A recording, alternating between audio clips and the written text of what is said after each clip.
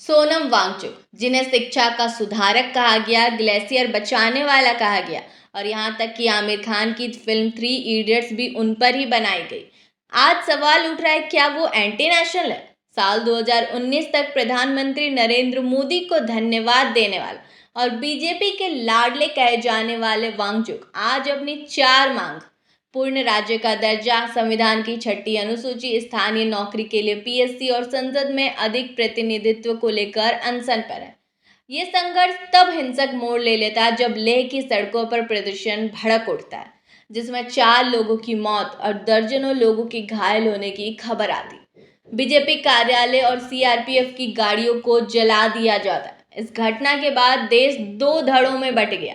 एक वर्ग वो उन्हें विदेश से फंडिंग लेने वाला और देश में अराजकता फैलाने वाला बता रहा है, जबकि दूसरा वर्ग उन्हें लद्दाख के हक की लड़ाई लड़ने वाला और सत्ता का विरोधी बता रहा है, जिस पर अब ईडी और सीबीआई लगा दी गई। 2019 से पहले लद्दाख जम्मू कश्मीर का हिस्सा था, जहां अनुच्छेद 370 और 35A ने स्थानीय लोगों को जमीन और नौकरियों पर अधिकार दिए थे। 5 अगस्त 2019 को अनुच्छेद 370 हटने और लद्दाख को विधानसभा रहित केंद्र शासित प्रदेश बनाने का शुरुआती स्वागत सोनम वांगचुक ने भी किया था।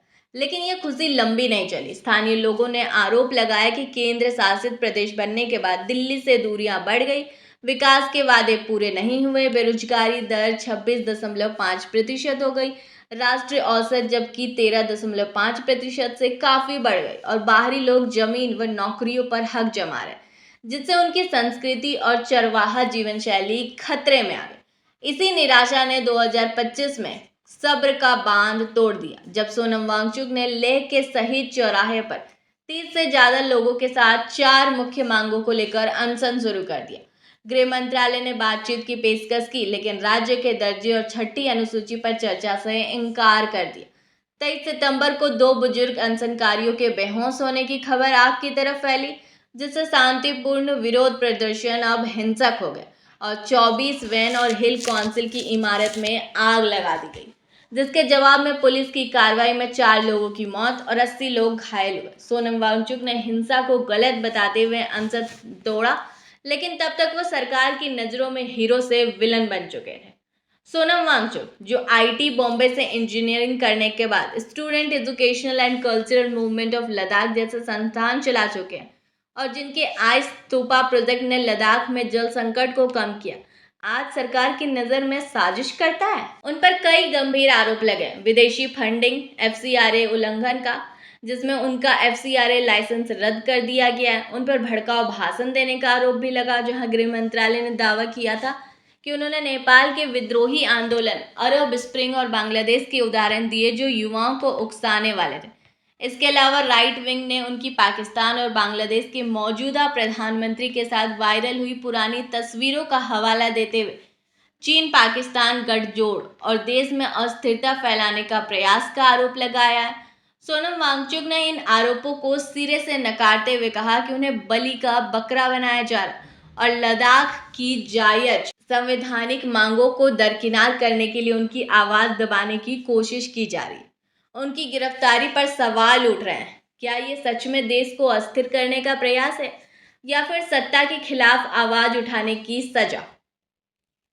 लद्दाख की 4 प्रमुख मांगे हैं। पूर्ण राज्य का दर्जा, ताकि स्थानीय लोगों का पर्यावरण, नौकरी और संस्कृति पर नियंत्रण हो सके और बेरोजगारी कम हो। संविधान की छठी अनुसूची, जिससे आदिवासी बहुल क्षेत्रों को जमीन और संसाधन और संस्कृति पर स्थानीय नियंत्रण के लिए स्वायत्त जिला परिषदें मिले और बाहरी लोगों द्वारा जमीन की खरीद पर रोक लगे। स्थानीय नौकरियों के लिए पीएससी, स्थानीय स्तर पर परीक्षाएं हों, जिससे 80 से 90% नौकरियां आदिवासी लोगों को मिले। संसद में अधिक प्रतिनिधित्व, लेह और कारगिल के लिए 1 की बजाय 2 लोकसभा सीटें। रणनीतिक रूप से संवेदनशील इलाका होने के कारण लद्दाख की इन मांगों का समाधान जरूरी है। सरकार फिलहाल सिर्फ पीएससी और लोकसभा सीटों पर बात करने को तैयार है, जबकि पूर्ण राज्य के दर्जे और छठी अनुसूची को ठुकरा रही है। सोनम वांगचुक को ना तो पूरी तरह से हीरो कहा जा सकता है, ना तो पूरी तरह से गुड बॉय कहा जा सकता है और ना ही पूरी तरह से बैड बॉय यानी विलन कहा जा सकता है। बल्कि वो लद्दाख की जायज संवैधानिक मांगों के प्रवक्ता है। सरकार को चाहिए कि वो पारदर्शिता रखे, एफसीआरए विवाद पर स्पष्टीकरण दे और लद्दाख की आवाज़ को दबाने की बजाय सुने। हिंसा का रास्ता गलत था, लेकिन समस्या का समाधान केवल संवैधानिक ढांचे में संवाद और मैच्योरिटी दिखाने से ही निकल सकता है, ताकि लद्दाख में शांति और समृद्धि बनी रहे और बाहरी साजिशों का कोई आरोप ना लगे। वीडियो बनाने में हमारी भी बहुत मेहनत लगी, इसलिए आपको वीडियो अच्छी लगी हो तो इसे लाइक शेयर कमेंट ज़रूर करें।